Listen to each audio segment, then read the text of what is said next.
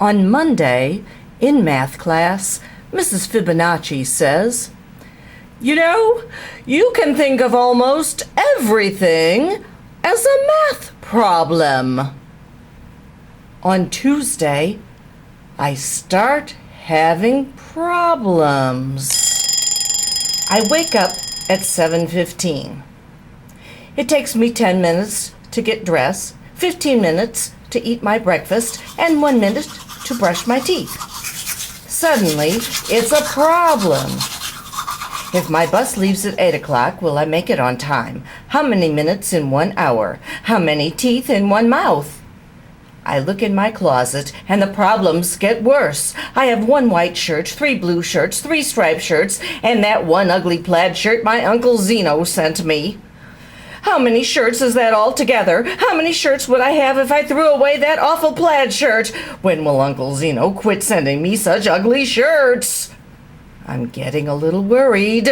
Everything seems to be a problem.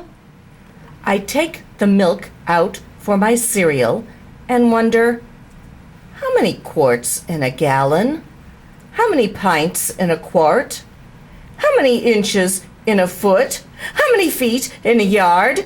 How many yards in a neighborhood? And how many inches in a pint? How many feet in my shoes? I don't even bother to take out the cereal. I don't want to know how many flakes in a bowl. Mrs. Fibonacci has obviously put a math curse on me. Everything I look at or think about has become a math problem. I try to get on the bus without thinking about anything, but there are 5 kids already on the bus. 5 kids get on at my stop, 5 more get on at the next stop, and 5 more get on at the last stop. True or false? What is the bus driver's name? Mrs. Fibonacci has this chart of what month everyone's birthday is in. Which month has the most birthdays? Which month has the fewest? Why doesn't February have a W? Don't you think this chart looks sort of like a row of buildings? Do you ever look at clouds and think they look like something else? What does this ink blot look like to you? The whole morning is one problem after another. There are 24 kids in my class. I just know someone is going to bring in cupcakes to share. We sit in 4 rows with 6 desks in each row. What if Mrs. Fibonacci rearranges the desks to make 6 rows, 8 rows, 3 rows, 2 rows? I count the 24 kids in our class again, this time by 2s. Jake scratches his paper with 1 finger. How many fingers are in our class? Casey pulls Eric's ear. Ow. How many ears are in our class? The new girl, Kelly, sticks her tongue out at me. How many tongues are in our class? I'm about to really lose it when the lunch bell rings. Unfortunately for me, lunch is pizza and apple pie. Each pizza is cut into 8 equal slices. Each pie is cut into 6 equal slices. And you know what that means? Fractions. 1. If I want 2 slices of pizza, should I ask for A, 1/8, B, 2/8, C, 2 slices of pizza? 2. What is another way to say 1/2 of an apple pie? A, 2/6, B, 3/6, C, la moitié d'une tarte aux pommes. 3. Which tastes greater? A, 1/2 a pizza, B, 1/2 an apple pie. We haven't studied fractions yet, so I take 12 carrot sticks, 3 at a time, and eat them 2 at a time. In the afternoon, every subject is a problem. Social studies is a geography problem. The Mississippi River is about 4,000 kilometers long, and M&M is about 1 centimeter long. There are 100 centimeters in a meter and 1,000 meters in a kilometer. 1. Estimate how many M&Ms it would take to measure the length of the Mississippi River. 2. Estimate how many M&Ms you would eat if you had to measure the Mississippi River with M&Ms. Bonus, can you spell Mississippi without any M&Ms? English is a word problem. If mail plus box equals mailbox, 1. Does lipstick minus stick equal lip? 2. Does tuna fish plus tuna fish equal forna fish? Phys ed is a sports problem. In 1919, Babe Ruth hit 29 home runs, batted .322, and made $40,000. In 1991, the average Major League Baseball player hit 15 home runs, batted .275, and made $840,000. Circle the correct answer. Babe Ruth is less than the average modern baseball player. Babe Ruth is greater than the average modern baseball player.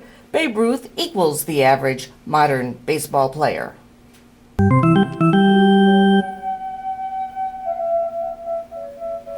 In art, we finally get to relax with a connect the dot picture. Here is my picture. Too bad it turns out to be a connect the ancient Mayan numerals picture.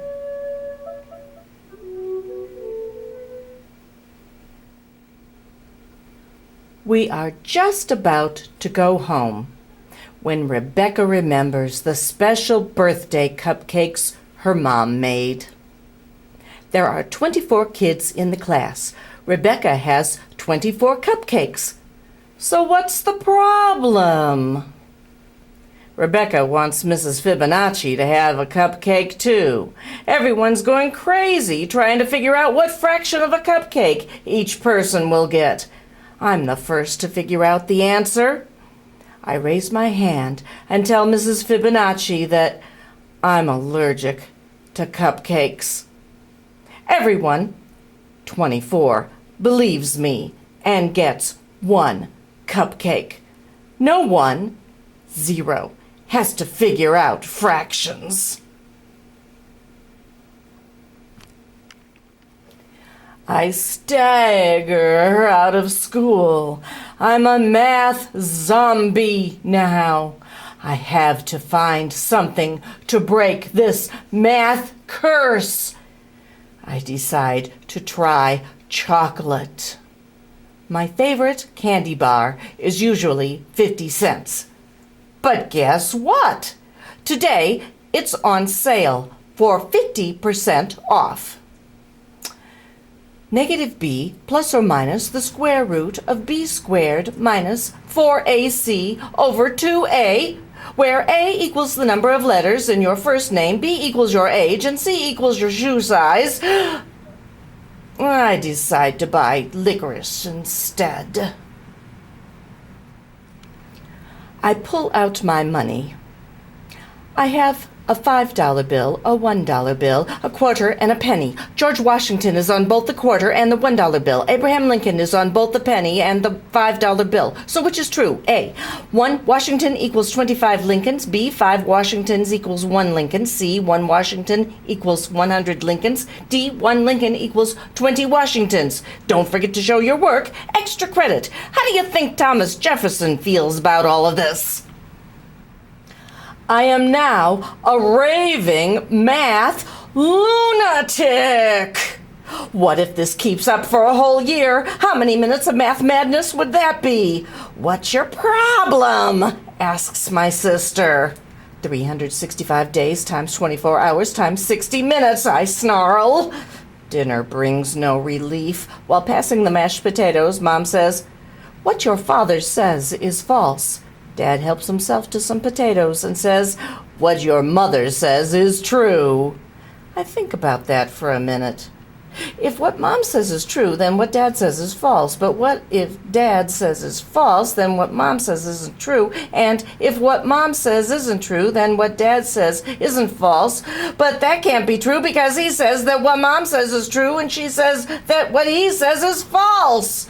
Can that be true? I think about that. Then I think about it some more. Then I think, I better go to bed. I undo 8 buttons plus 2 shoelaces. I subtract 2 shoes. I multiply times 2 socks and divide by 3 pillows to get 5 sheep. Remainder 1, which is all I need before I count, before I fall asleep. Then the problems really begin.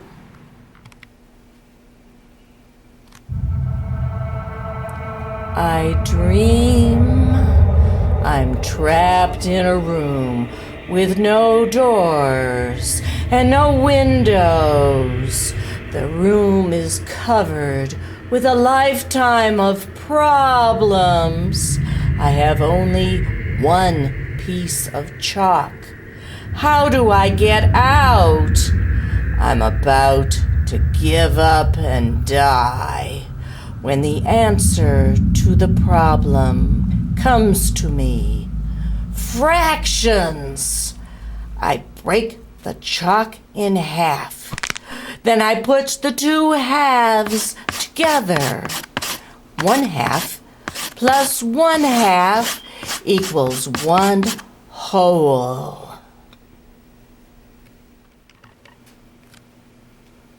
I put the whole on the wall and jump out. I'm free! I wake up Wednesday morning at 7:15. It takes me 10 minutes to get dressed, 15 minutes to eat my breakfast, and 1 minute to brush my teeth. My bus leaves at 8 o'clock. What time will I be ready? 7:41. No problem. I've broken the math curse. I can solve any problem, and life is just great. Until science class, when Mr. Newton says, "You know, you can think of almost everything as a science experiment."